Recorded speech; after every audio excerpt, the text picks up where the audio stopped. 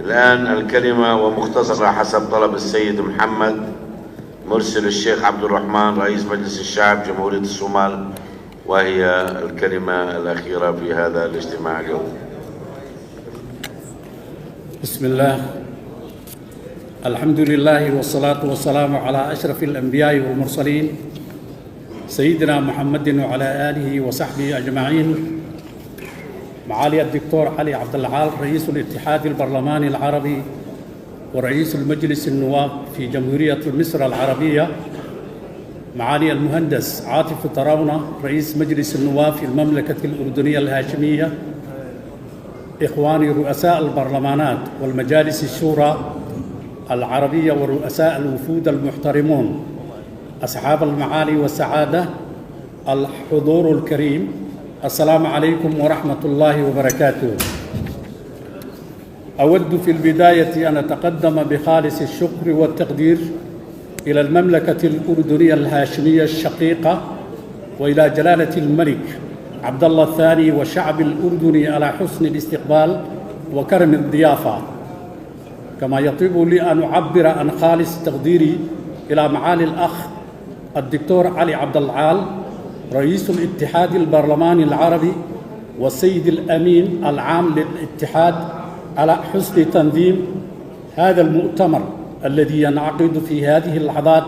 الدقيقة والمهمة التي تمر بها الشعوب العربية والإسلامية. كما أقدم أحر تحياتي إلى جميع إخواني وأخواتي في رئاسات البرلمانات العربية على حضورهم المسؤول في هذه الجلسة المهمة التي تتعلق بشأن بيتنا العربي الكبير. أصحاب المعالي والسعادة، ينعقد هذا المؤتمر في ظل متغيرات إقليمية ودولية متصارعة وأوضاع وظروف سياسية واقتصادية واجتماعية وثقافية بالغ الدقة والحساسية، تستوجب علينا تكثيف التعاون ومواجهة التحديات وبذل كافة الجهود لتحقيق رغبات وطموحات شعوبنا والحرص على العمل على كل ما يلزم لتعزيز وتقوية العمل العربي المشترك. عندما نتحدث عن الوضع العربي الراهن، تثار في أذهاننا على الفور قضيتنا الأم ألا وهي القضية الفلسطينية التي لا تزال قضية العرب الأولى والمهددة في ظل استمرار الخطط الاستيطانية والتهويدية التي تقوم بها إسرائيل في الأراضي المحتلة. ونؤكد أن استقرار منطقة الشرق الأوسط لا يمكن تحقيقه إلا بإقامة الدولة الفلسطينية وعاصمتها القدس الشريف. السيدات والسادة،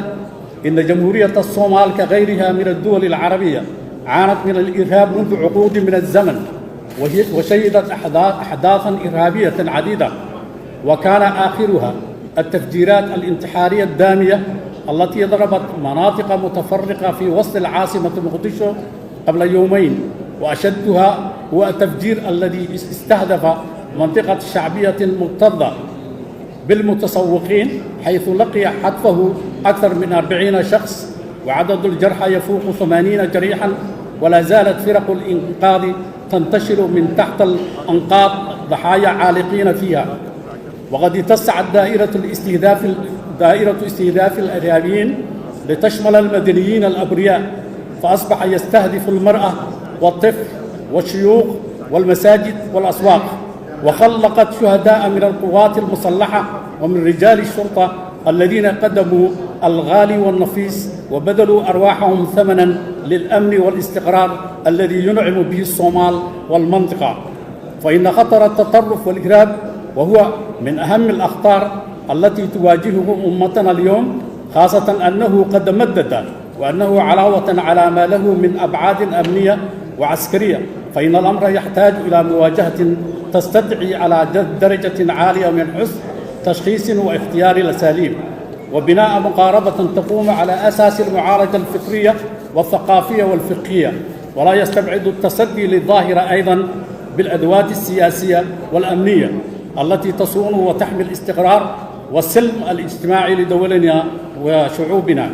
وختاماً أدعو الله أن يوفقنا في مداولاتنا وتشاورنا الأخوي والإيجابي بالتوصل لقرارات عملية تدفع بالتكامل العربي إلى الأمام وتؤكد وحدة الكلمة والتضامن لمواجهة التحديات الجسام التي تواجهنا. وفقكم الله وسدد على طريق الخير خطاكم، والسلام عليكم ورحمة الله وبركاته.